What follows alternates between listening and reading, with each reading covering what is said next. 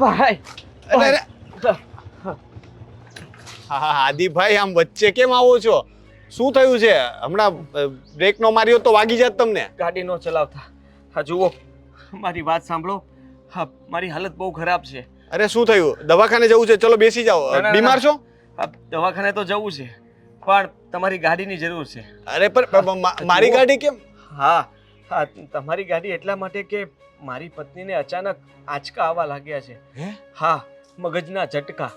હા, ખબર નહોતી પડતી કે શું કરવું, એટલા માટે મારે એને દવાખાને લઈને જવું છે. ઓહો, પણ તો તમારી પાસે પેલી સાયકલ તો છે ને? સાયકલ વેચી નાખીને હું કેબ બુક કરાવી દઉં? ના, જો એટલા પૈસા નથી મારી પાસે, અને મેં સાયકલ વેચી એમાંથી માણ 300 રૂપિયા આવ્યા. સાયકલને કોઈ ભાવ ન આપ્યો, અને 300 રૂપિયામાં દવાખાનાનું પગથિયું કેમ ચડવું? હા, તમારી ગાડી લઈને જઈશ તો જલ્દી પાછો આવી જઈશ અને ચેકઅપ પણ કરાવાઈ જશે. અરે થોડા પૈસાની પણ જરૂર હતી. અરે પણ હા આદિભાઈ, મારી વાત સાંભળો.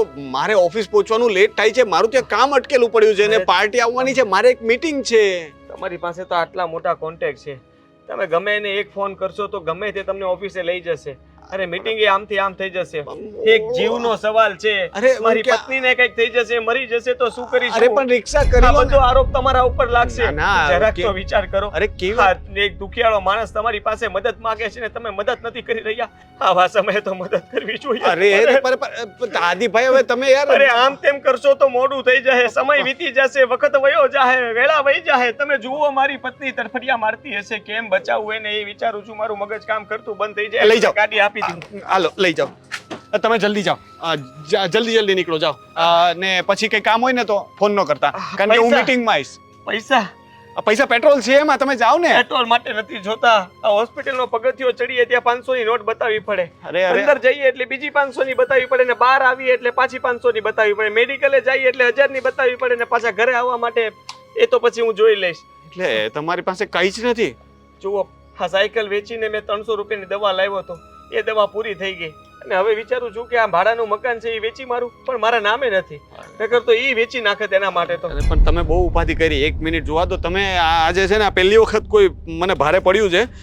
200-500 આલ્યો, એક રાખો. હવે 500 હાટું હું ખીચામાં રાખવાના આપી દો ને. હવે આ સેવા ભાવનું કામ કહેવાય. તમે સેવા નહીં કરી શકો, આનું ફળ મળશે તમને 1000 ના લાખ રૂપિયા મળશે. 200 રાખો ને. પણ 700 રૂપિયા તો આમ જો, હજી એક 500 આપી દો તો 1200 રૂપિયા મારું બિલ થઈ જાય. રિપોર્ટ પણ કરાવવાના છે. જરાક તો વિચાર કરો. એક 500 ની આપી દો ને. મારે જવાનું છે, કેબ કરવી પડશે ને મારે. પણ કેબ નો કરાય, એક ફોન કરવાનો હોય. તમારી પાસે તો આટલા કોન્ટેક્ટ છે. બાજુવાળો, આજુબાજુવાળો ગમે એ મૂકી જાય. પડોશી. 1 મિનિટ ઊભા તો રહો, ફોન આવે છે.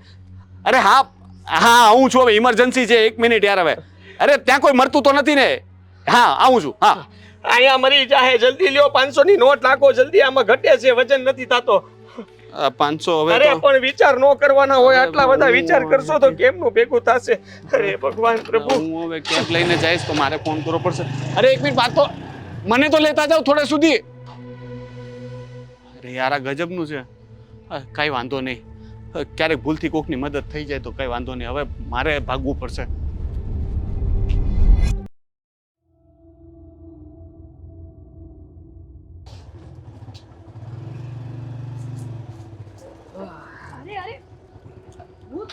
બસ હો, હવે ઉતાર, નીચે ઉતાર. અરે પણ હજી તો આટલી વારથી જ બેઠી છું, કલાકે નથી થયો. હું કલાક? ઘડિયાળ જોતા આવડે છે તને? આ કેટલા વાગ્યા તને ખબર છે? કેટલા વાગ્યા? આ ક્યાર ના ગયા તા આપણે. આ 4 કલાક થઈ ગઈ. આ ડુમસ બીચ ની આડા કેટલા આટા માર્યા. બાવળિયા ને બધું વીખી નાખ્યું. તોય તે ઘડીક ચક્કર મારવા લઈ જાવ ને આમ. હવે માણા જેવી થાકે ચક્કર મારવા વાળી. આ ગાડી કેમ લઈને કરીને લાવ્યો તને ખબર છે? હે, હાથ પગ પકડ્યા તો ગાડી મળી અને એના જ પૈસેથી આપણે બંને બહાર ગયા. જરાક તો વિચાર કર. એના પૈસે આપણે ખાધું પીધું મોજ કરી. ગાડી એની, પેટ્રોલ એનું. હે, આપણું કાંઈ ગયું? હા, આપણી જીભ કેટલી ગહાય છે, આ મગજ કેટલું ગહાય છે. પૈસા માંગવામાં, ભેગા કરવામાં, ખોટું બોલવામાં કેટલી એનર્જી વેસ્ટ થાય. આ તો થાય. ઈ તો ઈ જ મહેનત છે આપણી. આપણે કામ શું છે બીજું? આપણે સવારે ઉઠીએ ને ગમે એનો ગાળીઓ કરવાનો હોય. આના સિવાય બીજું આપણે કોઈ દી વિચાર્યું કાંઈ નહીં. અને હવે આ ગાડી દઈ આવું નહીં તો ઈ આવી જાય તેને એમ થાય કે ક્યારના દવાખાને ગયા, હજી સુધી આવ્યા કેમ નહીં? અને આમ જો એને જેવા મૂર્ખા માણસો મેં આજ સુધી જોયા જ નથી. ગમે એટલું થઈ જાય ને તોય આમ જો ગાંડા જેવા માણસો, એના પર્સમાંથી એને પેલા 500 આપ્યા, પછી આમ જો 200 આપ્યા, અને પછી સાયકલ આપડી ક્યાંથી આ ઘરે હા, તું મને સાયકલ બહુ લઈને ક્યારે મજા આવી નથી. હે આ સાયકલ કેમ એની મેથી હાલીને આવી આ તમારી જ સાયકલ છે ને? રોનકભાઈ તમે મારી સાયકલ છોડી આવ્યા હા ક્યાં પડી હતી મારી રામપારી વાહ મારી રામપારી વાહ કેટલું ખોટું બોલશો આદિભાઈ? આ તમારા ઘરની બહાર જ પડી હતી. તમે તો મને કીધું કે વેચી નાખી છે 300 રૂપિયામાં. હા તો એ ભાઈને દયા આવી હશે એટલે એને એમ થયું હશે કે બચારાની સાયકલ જ એક સહારો છે એટલે પાછી દઈ ગયો હશે હા હા હા કઈ વાંધો નહીં, ચલો હશે. આ એ દયાળુ માણસ હશે. આ દવાખાનાના રિપોર્ટ તો બતાવો જરાક. રિપોર્ટ બતાય તને રિપોર્ટ બતાવવાનું કહું છું તો ક્યાં રિપોર્ટ એક સાયકલ તો મૂકવા ગઈ સાયકલ મૂકવા ગઈ હતી. આ બહુ મજા નથી મને. ચક્કર ઉપર ચક્કર આવે છે ભગવાન. તમારે તો લગ્નમાં જવાનું હતું ને? હે લગનમાં? હા, 5000 રૂપિયા એને જ માંગ્યા હતા ને મારી પાસે. મારી લગ્નમાં જ જવાનું હતું પણ પેલા મને બહુ મજા ન રહી ને એટલે પેલા દવાખાને જવાનું હતું ને પછી લગ્નમાં જવાનું હતું. તમારા ઘરવાળા તો કઈ કમાતા નથી, તમને પૈસા નથી આપતા, તો તમને થોડી દવાખાને લઈ જાય. અરે એવું નહોતું લગ્નમાં જવાનું હતું પણ અચાનક છે ને એને મગજના ઝટકા ઉપડ્યા એટલે પછી લગ્નમાં જવાનું કેન્સલ કર્યું ને દવાખાને લઈ જવાનું પણ તમને ક્યાં તમારી એક પત્નીની મિનિટ. પડી છે? 1 મિનિટ. આ લોકોને તે 5000 રૂપિયા આપ્યા. મેં ના પાડી હતી છતાંય તે 5000 રૂપિયા આપ્યા. અરે નથી આપ્યા, આપવાની હતી. મેં કટકી કરીને પૈસા ભેગા કર્યા હતા. આપ્યા જ તા. તે મારી વાત નહોતા ન માન. આપ્યા તા કે નતા આપ્યા? સાચું બોલ છે. આપ્યા તા.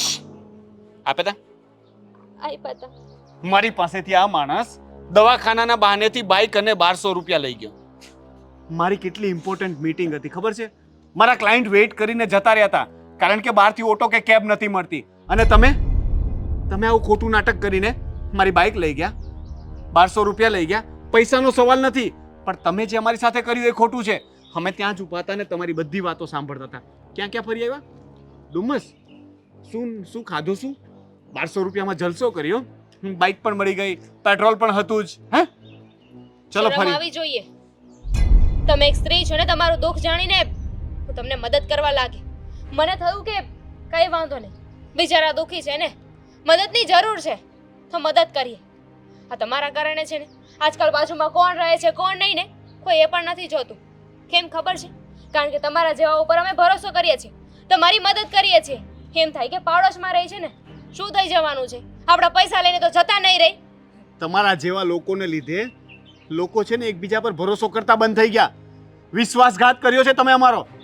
અમે લોકોએ તમારી મદદ કરી. હા, આણે 5000 રૂપિયા તમને આપવા માટે મારી સાથે ઝઘડો કર્યો, મારા પર ગુસ્સે થતી હતી અને તમે લોકોએ એની સાથે છેતરપિંડી કરી.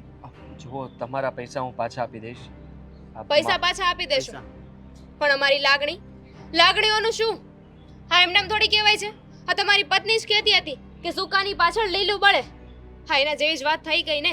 અમે તમારા ઉપર ભરોસો મૂક્યો. તમારા જેવા કાલે કોઈ બીજા આવશે ને જેને સાચે જ મદદની જરૂર હશે પણ અમે એમનો વિશ્વાસ નહીં કરી શકીએ. આ મારી ઘરવાળી દાનપુરમાં એટલું બધું માને છે કે મારે ના પાડવી પડે. 3-3000 રૂપિયાનો તો એ મહિનાનો ઘાસચારો નાખે છે ગાયને, એટલે એ આજ સુધી કોઈને મદદ કરવા માટે ના નહોતી પાડતી. તમારા લોકોના લીધે આજે બીજાની મદદ કરવા માટે વિચારતી થઈ ગઈ છે. હવે કોઈને પણ મદદ કરશે ને તો એકવાર વિચારશે કે ક્યાંક આ લોકો અમને ઉલ્લુ તો નથી બનાવતા ને, અમારી સાથે રમત તો નથી કરતા ને. પણ તમને કઈ ફરક નહીં પડે. તમે લોકો તો શું કરશો? પાછા બીજે જશો, ત્યાં જઈને કોઈ નવો બકરો શોધશો, હે ને? કઈ શરમ જેવું તો છે નહીં તમારામાં. હા, સાચી વાત છે તમારી. તમે લોકોએ અમારા પ્રત્યે લાગણી બતાવી, પ્રેમ બતાવ્યો, પાડોશીનો ધર્મ નિભાવ્યો અને અમે કાયદેસરનો તમારો ઉપયોગ જ કર્યો હતો. મન ફાવતું મળતું હતું. વસ્તુઓ જોઈએ તો વસ્તુઓ, ખાવા પીવાની ચીજ જોઈએ તો એ, પૈસા જોઈએ તો પૈસા, ગાડી જોઈએ તો ગાડી. અમને તો એમ લાગ્યું કે હવે અમારે કંઈ કરવાની જરૂર નથી, તો તમારી પાસેથી ઇમોશનલ બ્લેકમેલ કરીને વસ્તુ પડાવતા રહીશું અને જીવન જીવતા રહીશું. પણ આજે ખબર પડી કે અમે બહુ જ ખોટું કર્યું. હા, ભૂલ મારી જ છે. હું જ કંઈ કમાતો નહોતો એટલા માટે મારી પત્નીએ પણ મારો સાથ આપ્યો. બીજું તો શું કરી શકે? કદાચ ઘરમાં પૈસા કમાઈને આપતો હોત તો એ તો ઘર સંભાળતી જ હતી ને. પણ મેં જ ભૂલ કરી કે મેં ક્યારેય કમાવાની દાનત ન રાખી. હંમેશા એવું જ વિચાર્યું કે લોકોને છેતરીને ફટાક કરતો પૈસા કમાઈ લો અને બસ આ ફટાક કરીને પૈસા કમાવામાં જ આ આદત પડી ગઈ. માફ કરજો મને. કરી દીધા, માફ કરી દીધા. એટલો જલ્દી વિશ્વાસ કરી લીધો હતો. માફ કરવામાં શું વાર લગાડવાની? તમે જઈ શકો છો. અને હા, અમારા પૈસા પણ અમારે પાછા નથી જોતા. પણ આજ પછી ક્યારેય અમારા ઘરે ન આવતા અને તમારો ચહેરો પ્લીઝ અમને ન બતાવતા. તમે જઈ શકો છો.